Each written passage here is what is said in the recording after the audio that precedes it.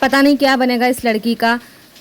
सुबह स्कूल जाने से आधा घंटा पहले उठी और तैयार हुई और भागकर स्कूल चली गई। वहाँ से आई, फिर थक कर फिर आराम किया, खाना खाया, फिर सो गई। फिर ट्यूशन का टाइम हुआ, फिर उठी, फिर पढ़ाई करी, फिर सो गई। यही चलता रहता था मेरी ज़िंदगी में। मगर जिस दिन मेरा रिज़ल्ट आता था उस दिन मेरे घर वालों में, मेरे रिश्तेदारों में, हर किसी में एक वो रहता था कि हाँ भाई आज रिज़ल्ट आने वाला है, निशात का रिज़ल्ट आने वाला है। तो जिस दिन रिज़ल्ट आता था उस दिन सबके मुंह बंद हो जाते थे। मेरी अम्मी, मेरे पापा, मेरे भाई बहन, मेरे रिश्तेदार जो मेरे अजीज़ हैं वो सब इतने खुश हो जाते थे। हालांकि उन दिनों अखबारों में फ़ोटो आना बहुत बड़ी बात होती थी और मतलब ऐसा लगता था जैसे चिंगारी सी फैल गई हो। और उस टाइम सब कहते थे कि एजुकेशन इज़ वेरी इंपॉर्टेंट, पढ़ लिख जाएगी, कामयाब हो जाएगी तो सब संभाल लेगी मेरी लड़की। पूरे साल बातें सुनने के बाद सिर्फ वो दिन ऐसा होता था जिसमें मैं बहुत ज़्यादा इज्जत अफजाई अपनी सुनती थी।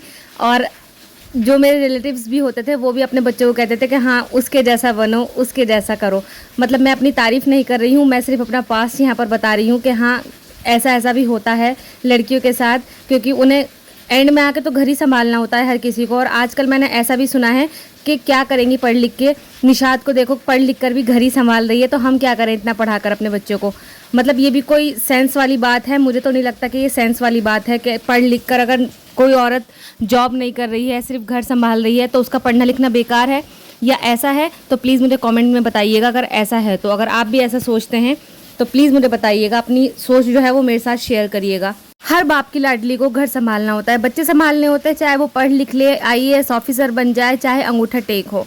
ऐसा कुछ नहीं है कि हाँ पढ़ाई लिखाई हो जाएगी तो अगर नौकरी करनी ही ज़रूरी है पढ़ाई लिखाई करने के बाद। नहीं होती बहुत से नसीबों में, क्योंकि कुछ चीज़ें अल्लाह के, कुछ चीज़ें क्या सारी चीज़ें भी अल्लाह के हाथ में हैं। जब नसीबों में नौकरी होती है तो नौकरी लग जाती है, कुछ और बड़ा होता है, कुछ और हो जाता है। कुछ औरतें तो ऐसी हैं जो इतना पढ़ लिख लेती हैं तब भी कुछ नहीं कर पाती हैं, सिर्फ घर संभालती हैं। तो क्या हुआ, घर संभालना कोई छोटी बात है क्या?